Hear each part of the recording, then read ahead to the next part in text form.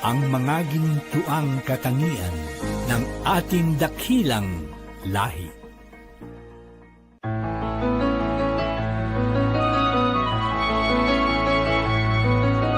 Iba-ibang ating pinagmulahan, sa iisang bayang sinilangan, mga islang biyaya sa pinagpala, likha ng isang Diyos o bathala. Tinataglay ang dakilang yaman, sa atin binigay ang perlas ng silangan, gintong lupa't haragatan, kay gandang kalikasan, ito'y sasagipin pangangalagaan. Yan ang Pilipino, mapalad ang lahing ito, likas ang talino, kailangan ng mundo ang Pilipino. Mapagmahal ang lahi ko, may tapang malasakit, kaming mga Pilipino. Mapalad ang lahing ito, likas ang talino, payabunin natin to, ang Pilipino. Mapagmahal ang lahi ko, masipag malikhain, yan ang Pilipino.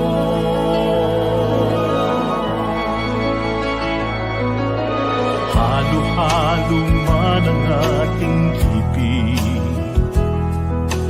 iisa pa rin ang ating lahi. Katotohanan ng kalooban, ating isabuhay, ako, ikaw, tayo'y magmahalan.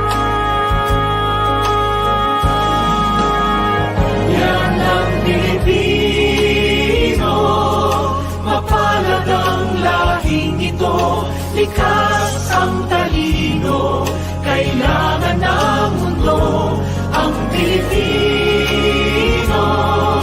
Mapagmahal ang lahi ko, ay tapang malasakit, kaming mga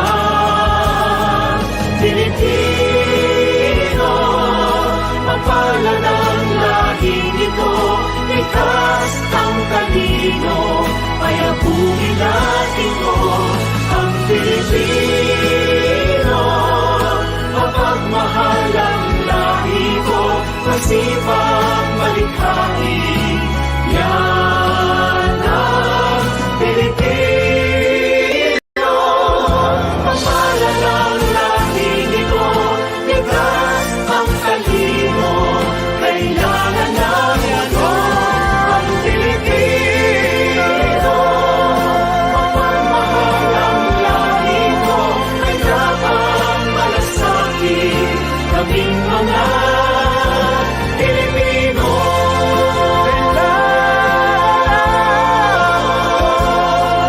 Likas ang talino, payabunin natin mo ang Pilipino. Isa ang lahi, halo-halo man ang libig, yan ang Pilipino.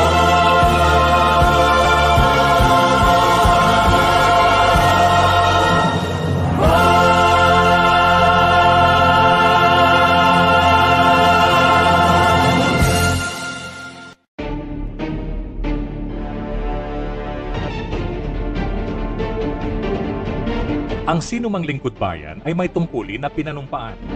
Nanumpa na maglilingkod ng buong puso batay sa tanggapan na kanyang pamumunuan. Bago ang lahat, mamamayan muna. Ito ang palatuntunang maglalahat ng mga tuwirang impormasyon upang magsilbing gabay ng ating mga nanunungkulan saan mang tanggapan ng pamahalaan para sa kapakanan ng mamamayan. Bago ang lahat, mamamayan muna.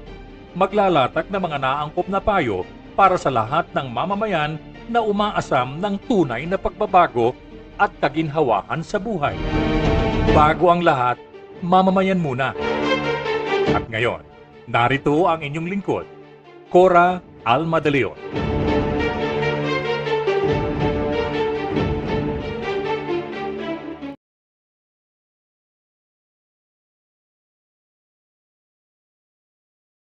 Live video, and our FB page, Broad Streamcast Communicators. Follow me on Facebook at Corazon Alma de Leon, or you may contact me at 0918-912-3546.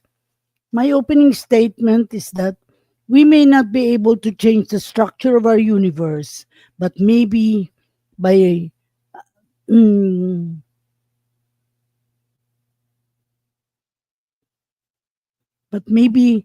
listening to our voices, we can pursue the greatest of all causes, peace on earth and goodwill among men.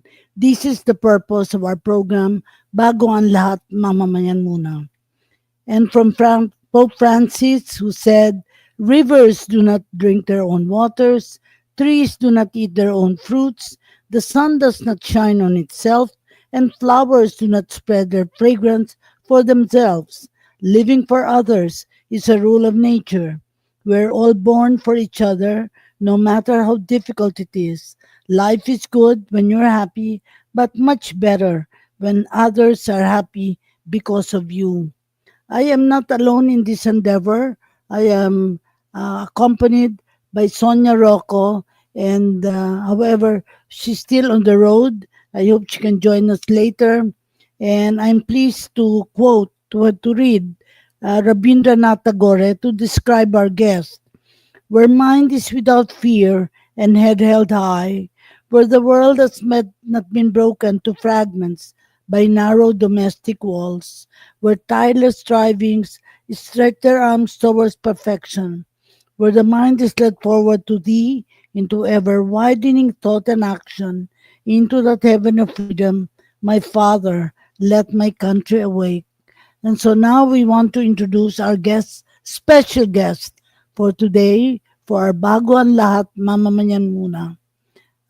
I'm referring to, of course, Jen Soriano. She's a Filipina American writer, scholar, and singer living now in Manila, recipient of fellowship from Artist Trust, Hugo House, the Jack Jones Literary Arts Retreat, and Vermont Studio Center, and co-founder of the cultural democracy institution, MediaJustice and ReFrame, and is a leader and worker in the field of narrative justice, author of Nervous, Essays on Heritage and Healing, and co-editor of Closer to Liberation, a Pina activist anthology. She's here now for the year and with family, of course, but I'd like to, as I told her, I'd like to introduce her because she told me that she had written a book and she will give me a copy. So Jan, please greet our listeners. Go ahead. Hello everyone. Magandang tanghali sa inyong lahat. I'm really happy to be here. Thank you, Tita Cora, for inviting me. And there's Tita Sonia as well. Hello. Yes. Thank you for having me. Hello, Jen. Hello. Welcome to our program. Sonia is by this time is in her house already.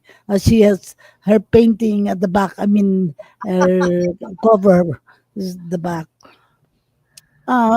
Jen, maybe you I've already mentioned all of the things that, but maybe the question is, why are you in the Philippines this year?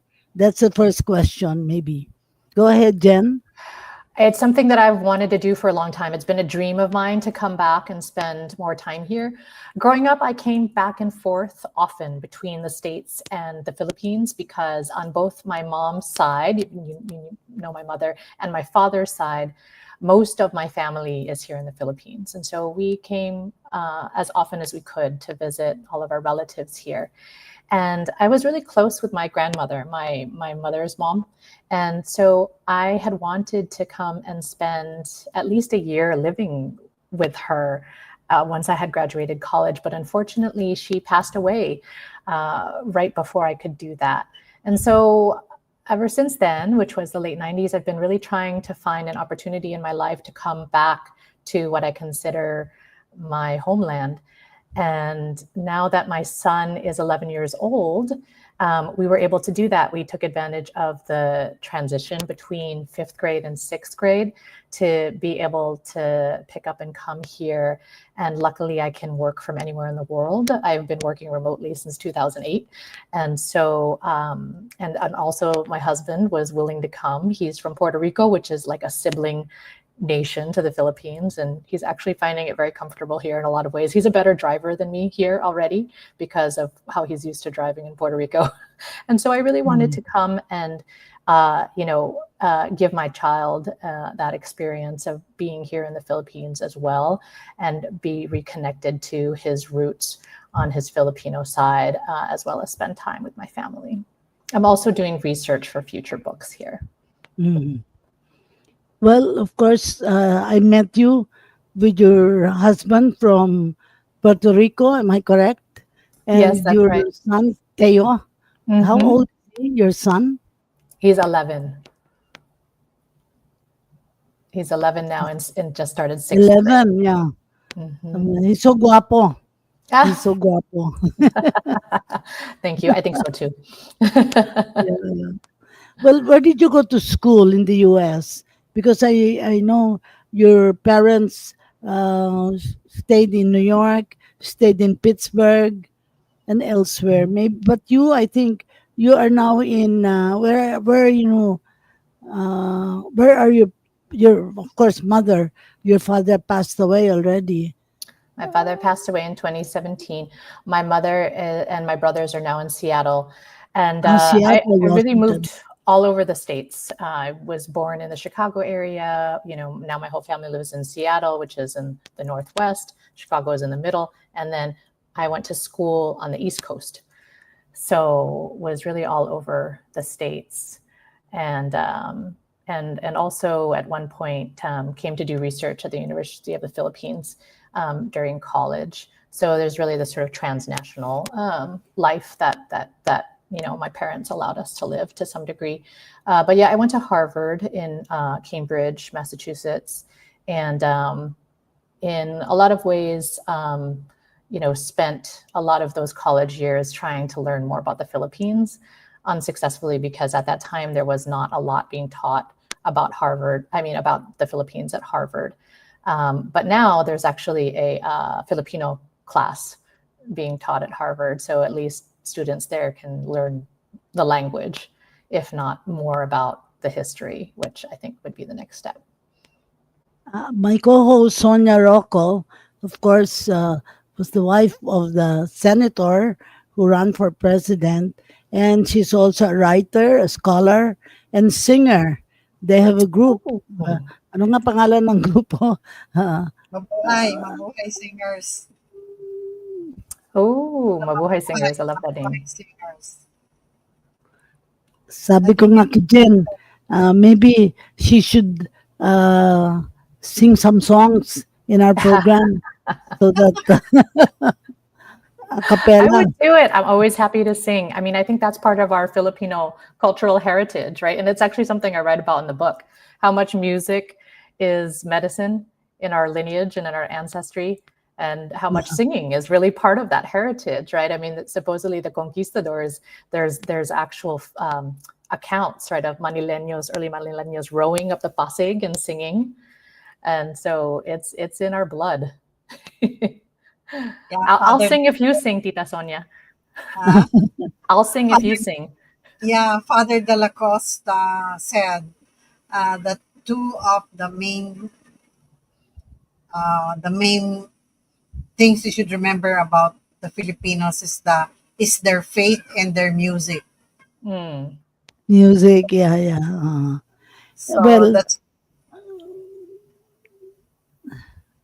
that's the legacy of the Filipinos. Sometimes too much politics. Maybe they should, instead of having problems in politics, the Filipinos should just continue to sing. forget their forget your troubles, forget, like the song goes, no? Well, anyway, Jen, what do you intend to do in the Philippines while here?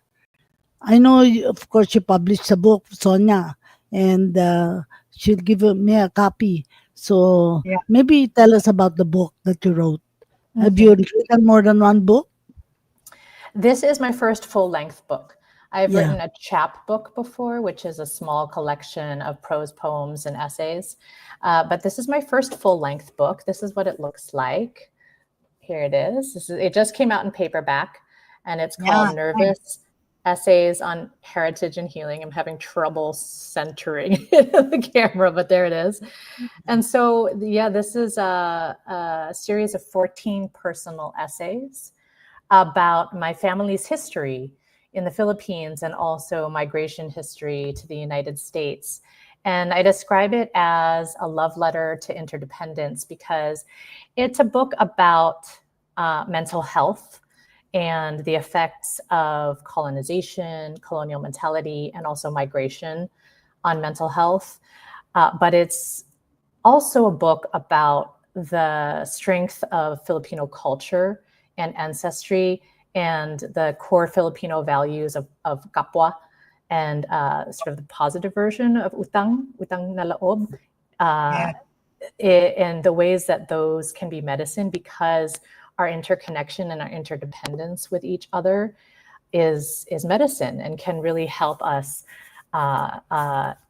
thrive both mentally and physically. It's kind of like what I had listened to your last episode with Dr. Elizabeth Santos.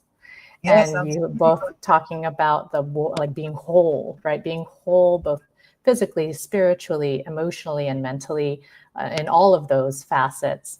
And I think that this book is very much in that vein, and it uses the personal story of my family to tell the story of how we can journey to be whole at all of those levels, even if we carry a lot of trauma and difficulties in our history and also in our day-to-day lives. So that's what this book is about, and I hope people will check it out. I hope that one of the things that I can do while I'm here is be able to share this book with people here, because even though it's written from a Filipino American perspective, I would be really curious to see, how it applies to Filipinos here in the Philippines, because it does deal with, themes that I think apply to people even here, including different forms of, trauma from displacement, which can happen not just through migration, but also natural disasters, through poverty, through sudden loss of loved ones, through internal conflict and unrest, right? And so, I'm hoping to start conversations about this book here as well, to see how the experience of Filipinos in diaspora, like myself, might relate to, the mental health journeys of people here in the Philippines. Because from what can understand, and I would love to hear what you have to say about this, that it's gotten more accepted and a bit less stigmatized to advocate for mental health and talk about mental health here in the Philippines these days. Would you say that's true? Actually, on Tuesdays, we dedicate the Tuesdays for mental health and anti-smoking and anti-vaping. But today it's special because we met the other, what day was that? Was it a Wednesday or something? And then I mentioned to you that we have this radio program, and that if you could come, and you mentioned that your book was coming over. So finally you got it. So you were able to introduce it to our program. But I guess like anything else, Sonia has also been writing also books, no? And I wonder, how did you go through your process of writing your book? Of course, how did you go about it? Writing, did you have a publisher that you contacted and got it moving? How did you, and when did you start? Maybe the history or the process of your book writing. It took me 8 years to write the book. Oh, wow. Yeah, it's a long time. It's a long time.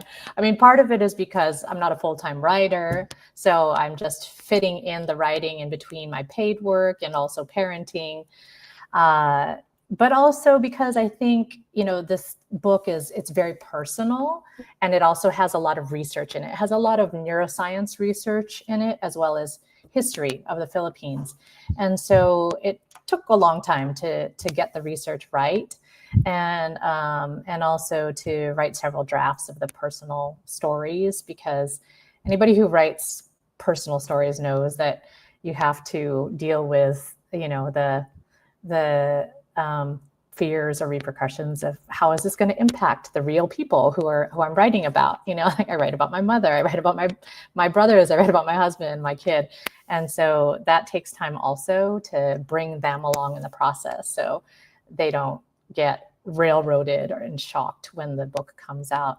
So I started writing this book in 2015, about a year after my son was born. And I started shifting away from overtime work in nonprofit consultant work, communications and narrative work, and social justice movement work. And I shifted some time away from that to be able to start doing creative writing. And I joined a master's program in writing so that I could have the structure to be able to write.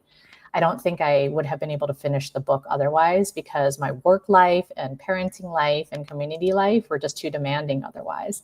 And so to have the structure of a master's program was really helpful and necessary to me in being able to finish the book. And I feel very privileged and lucky that I was able to do that. And, you know, another of the things you had asked me what I want to do while I'm here, that I'm hoping to do while I'm here is do some writing workshops with people who might be interested in how do you write a book. You know, the Manila International Book Fair is happening this week. And, you know, there's obviously a whole publishing industry here that I'm not familiar with. But what I am familiar with is the craft of writing, and how, you know, and how to do creative nonfiction writing that brings together journalism, because I was trained as an investigative journalist, and literature. So lyric writing and poetic writing. So I'm hoping to do some workshops like that, because in the process of writing this book, I really did bring together my journalistic background with the creative writing that I learned in my master's program. And I am pretty proud of, you know, the outcomes of that. For example, there's a lot of playing with form in the book, kind of similar to poetry. And this is an essay that's called 381 Years. That is an essay about the 381 years of Spanish, American, and Japanese colonization in the Philippines. And it's written in a balagtasan poetry format, right? So balagtasan is usually performed, but this is a written back and forth between the history of the colonizers and sort of a collective voice of the Filipino, of a certain subset, right, of the Filipino people. So, you know, it's not meant to speak for everybody, but it is meant to be a collective voice. So it took me a long time also to, you know, play with form and revise it. And then eventually, after a first draft, I was able to get an agent who helped me then promote the book and sell the book eventually to a publisher. And so I was lucky to find a wonderful agent who really went to bat for me. And HarperCollins ended up making an offer on the book and buying the book. And, you know, I'm happy to say they have a great partnership with Fully Booked here in the Philippines. And so there's a whole stock of the book Nervous coming in to fully booked, and it can be pre-ordered through them, and it will arrive actually on their shelves in about a month. We will have a conference of the World Association for Psychosocial Rehabilitation sometime, I think, in October, November. And we hope we can co-opt you to speak and talk about the book. I would because love it's that. Perfect. Yeah, I would love that. That would truly be wonderful because, I owe a lot in this book to, Filipino psychology and Psikolohiyang Pilipino specifically, and sort of non-traditional, non-Western modes of thinking about psychology and mental well-being in conjunction with spiritual and emotional and social well-being. So yes, I would love to, meet others who are thinking that way, and also to share, my story and support others in telling their story as well. Sonia, Jen's mother, Niling San Pedro, graduated in UP with pharmacy. And the dad you also graduated, I think, in UP, Doctor of Medicine. And they met in Chicago, got married there. We actually traveled with her to go to my sister's wedding. But after the wedding, she went back to the States and, of course, met her husband, and they got together since. But I did meet them when I was also in New York. So, and also I think in Pittsburgh, we also met. So short meetings, and then later the products of the marriage, Jen and two other brothers have been to the Philippines, and we've met them also. We brought them to San Pablo. Di ano yung restaurant ni Patis Tesoro. I remember. I don't know if you joined that. Yes, I remember Yeah. that. We went that there, was right. 20 years ago, I think. Yeah. It's, Your topic is very timely. yes. We've been having many guests who already are greatly involved in mental health. Of course, the awareness of mental health became more aware. We were more aware of it during the COVID, because this meant the awareness of mental health issues. There were really many who got this problem, adjusting to what the COVID and what the pandemic had done to the whole world, no, including the Philippines. So I would say what you researched on and what you put on in the book as you described it is really going to be a very not really, almost perfect picture of how we are also managing our mental health issues here. Besides, there's already a law that was passed that has helped Excuse me. handling issues nationwide, because most of those who have issues would have to come to Manila before. But now, because of the law, hindi ba, no, Cora? Because of the law, they can already access help even where they are in the provinces or in the city. That's wonderful. Yeah, and I also recently learned that there is an online platform, right, for mental health support. It's called something like We or Why, like Why Connect or something like that got started during the pandemic. And that's wonderful to have that kind of online infrastructure for mental health support anywhere in the archipelago.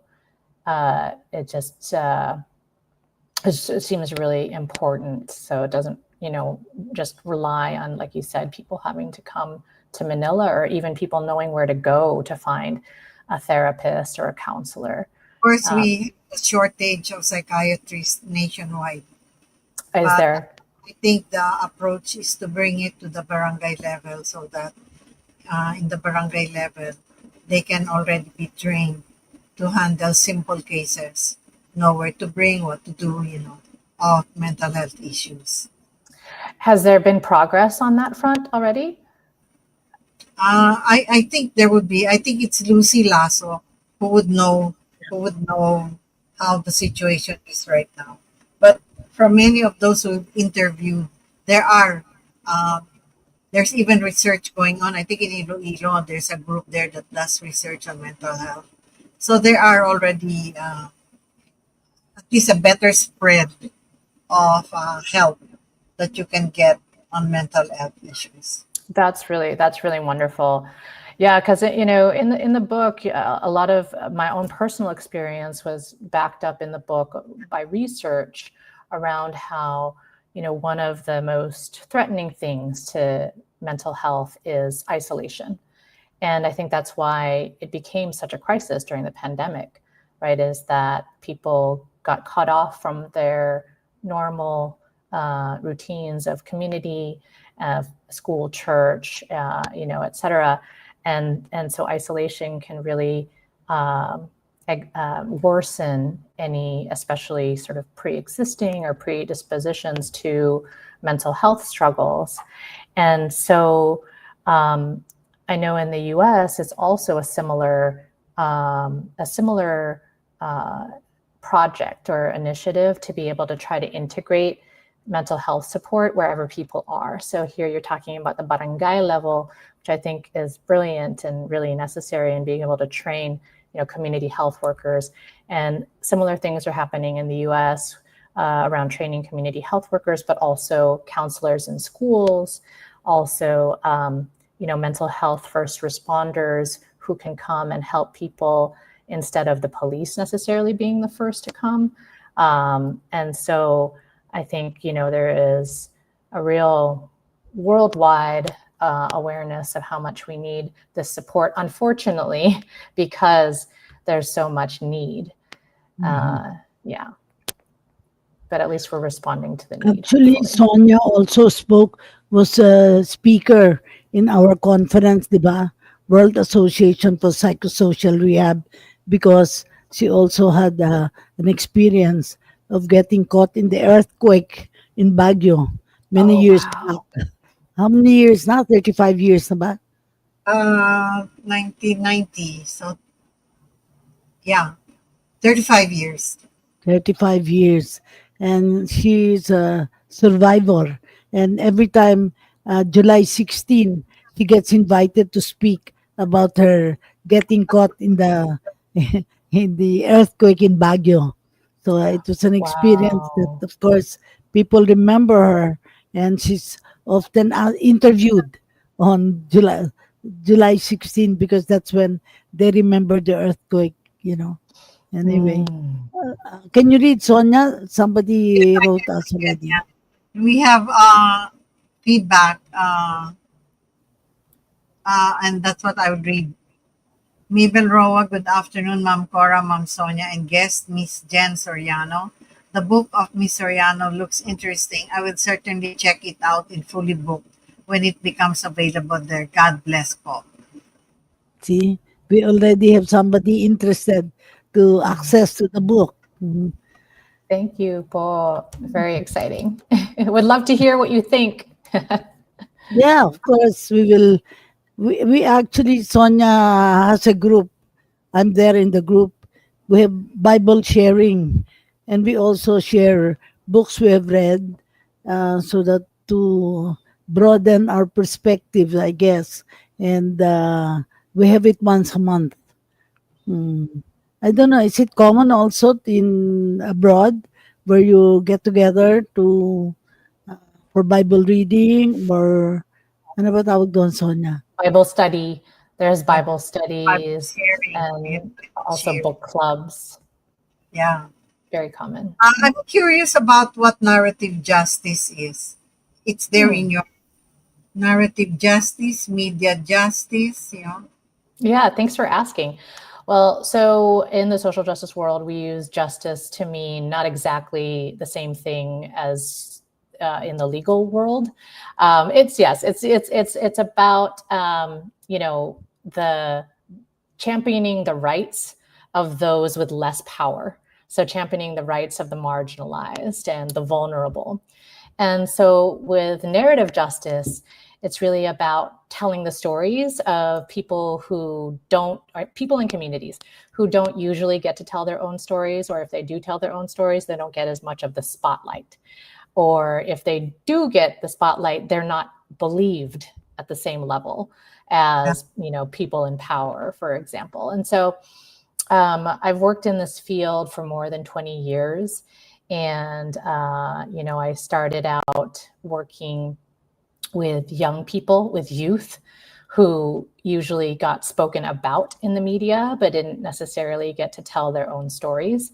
And so I would work with teenagers, high schoolers, and help them tell their own stories about all of the positive things they were doing in their communities, like organizing for wellness centers in their schools, or, you know, organizing community events and, you know, helping young people become leaders in the school district, things like that, to be able to counteract the stories that were coming in the media, particularly at that time in the early 2000s, that were very criminalizing, especially against young people of color.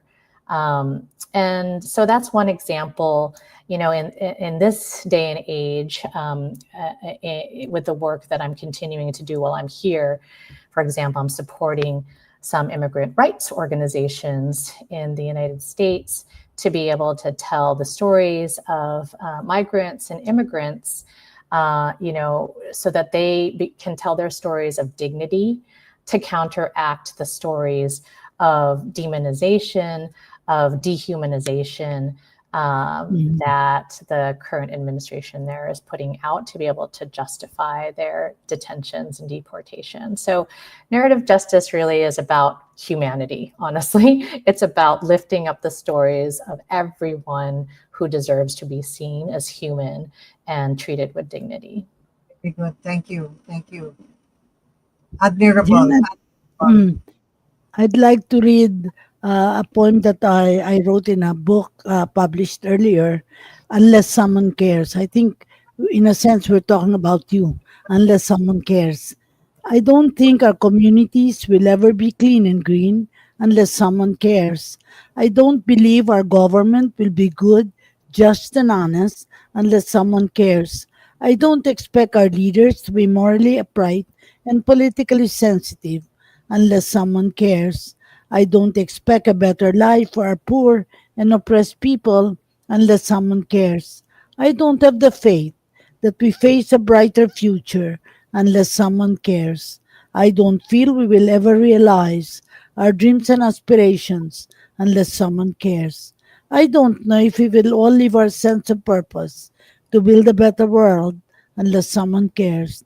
That someone is us, that someone is you and me, that someone is everybody, for we all must care. And I think you're writing the book precisely that. You care enough to write the book. You told us for quite some time, but you will not stop writing because you care. And I think the fact that you've started this book on nervous, we're looking forward to reading the book, and others who are watching this program will likely look at this book. We have how many minutes pa? 1 minute na lang, 40 na, no? Hindi pa. May 10 minutes pa tayo, Sonia. Oh. May 10 minutes pa. How do you plan to make this book known, not just, of course, in the United States, but particularly during the time you're here in the Philippines? We can invite you to. I have a class in a local university. We can invite you so we can promote the book as well for the faculty and the students. That would be wonderful. Yeah. Yes, I would love that. I would love that. I mean, this is how, you know, I'm accepting all invitations to talk about it. Thank you for having me on this show. I would love to join the conference that you mentioned in October. There's a couple other people at different universities, including one in the Visayas, that were also interested in the book. I'm hoping to do writing workshops. I particularly love doing workshops with young people, but really people of all ages. I think intergenerational writing workshops would be really appropriate for this book, since it's about healing intergenerational trauma. You know, so definitely would be open to that if any listeners are interested. And I'm also hoping to just do more interviews. I have other connections and friends who are journalists and writers in and around the Manila area, and hope to be able to talk to them more. But also I would really love to speak to the workers who actually work towards people's mental health every day. So, you know, Tita Cory, you're a social worker. You know, this book, I wrote this book hoping that it could be a tool, not just for people who are trying to work on their own wellness and collective healing with their communities, but also for the healing practitioners and the people who work to support that in communities every day. And, you know, one of those people in the US, her name is Dr. Lenny Mendoza Strobel, and she is an author who has written a lot about decolonization and mental health. And one of the things that she wrote about my book is that she wishes for all mental health, social services, and wellness practitioners to read it. And so I, you know, hope that it can be a tool for social workers and counselors and psychologists and psychiatrists as well. And maybe if it's convenient, you can join our Bible sharing. We just have it on Zoom. Sonia, maybe she can also attend. And there are two others who posted their comments. Lolit Bautista, Lolit is watching, and Hil Gundayao. There are two emote. Yeah, Hyundai is from was, I think, from the Civil Service Commission. Well, we still have a few minutes. Maybe you can indicate how you want, because you're going to stay here a year because of your son will be studying here, right? Yes, Jen? yes, he's already in school now. Where? At the Beacon School in Magallanes. Beacon, yeah, okay, yeah. Another one. Nina also wrote something. Now, Yuson, congratulations, Jen Soriano. Hope your book is circulated. We'll make sure. You. I appreciate that. And, you know, and again, really, you know, the purpose of circulating the book, obviously I want to share the book. Obviously it's good for authors to sell books, but really I am hoping that this will start conversations. And that was really the whole point of writing this book. It's actually dedicated to the silenced. The dedication says, to the silenced, may your words flow free. And that's because I think that there is a lot of traditions of silence in Filipino culture. Sometimes that's necessary. For example, I write about the history of my grandfather, who was a guerrilla fighter in Bulacan, and he had to stay silent. He had to remain silent. He was tortured by the Japanese for the location of his unit, and he stayed silent, and he never revealed where they were.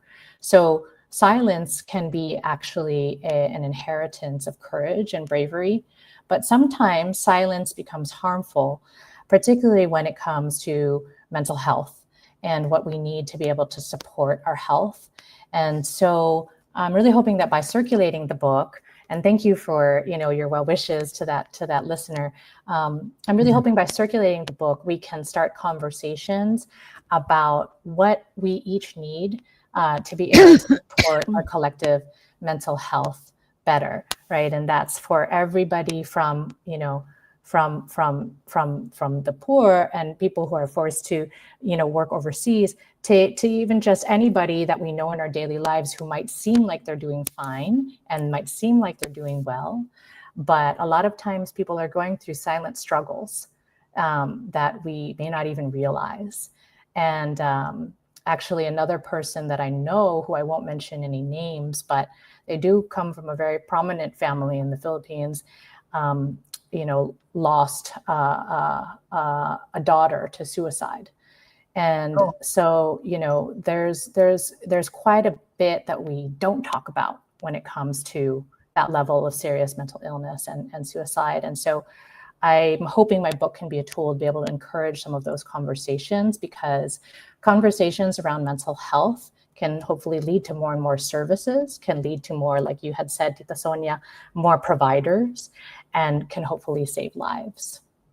Yeah. Nina, we Congrats. will, Many many of our youth need need about to this. learn about the book. And certainly we will arrange a meeting with you, Nina. We also miss you in the BLMM, so we can get back the Girl Scouts once a month as we used to do it. Last words, we have final words before we end. Sonia, ikaw muna. Yeah, I'd like to thank you, Jen, for introducing your book to us, which I think, as I said, is timely and which will be a great help to to those who are helping, especially in mental health issues. And I hope that our listeners, yung mga nakinig po sa atin ngayong hapon na ito, ay maraming natutunan at sa napakinggan natin galing sa ating guest na si Jen Soriano. Good luck, Jen, and we hope to see more of you. Thank you so much. Thank you po. I feel very honored. Very honored to have been. Nina, we will bring Jen to the Girl Scouts so that many of your youth scouts can read and learn about the book. And finally, our final words. We have the prayer for the nation. Sonia Roco's husband, Raul Roco, always ends also his speeches with a prayer. And this is in memory of him also, prayer for the nation. Lord, let me be the change I want to see, to do with strength and wisdom all that needs to be done, and become the hope that I can be. Set me free from my fears and hesitations. Grant me the courage and humility. Fill me with spirit to face the challenge and start the change I long to see. Even if I'm not the light, I can be the spark. In faith, service, and communion, let us start the change we want to see, the change that begins in me. So, in thanking you, you have 2 minutes to give your invite, Jen, to the people who watch the show, and possibly how they can access to your book so that more people will know about what you've written in the title Nervous. Go ahead, Jen. Thank you, Tita Cora and Tita Sonia. So if you're on Instagram, you can follow me on Instagram at Jen Soriano Writes. And you can check out my website, jensoriano.net. And you can go to Fully Booked online and look for Nervous Essays on Heritage and Healing. And you can pre-order it online. Or by October, you can go into your local Fully Booked store and they should have stock of the book on their shelves. Thank you, one and all, for those who watch our show this afternoon. And of course, thank you, Jen, for finding the time to join us today. And more. It's my honor. I really enjoyed it. You can Love the applause. to my school and other places, since you will be here for a year. So thank you very much. Thank you. Looking forward to, of course, our meeting, family groups, and others who will be interested to meet you and talk about the book as well. And we will let you know when our Bible sharing will take place. Has it been confirmed, Sonia, when we will have it? Not yet. I haven't checked the date yet. Not yet. Tentatively, yes. Maybe We third will week. let you know. Anyway, it's just by Zoom, something like Okay. this as well. Okay, So, great. I thank look forward to it. And Tita Sonia, I hope we can sing together sometime. Oh, Yeah. yes. Why not? Why not? It's 5:50 and we end the program at 5:50. Thank you very, very much for accepting our invite to be here this afternoon. And for those who watch, maraming salamat sa inyo lahat. Thank you, Sonia. Salamat po. Maraming Bye. salamat po. Bye for now. Bye.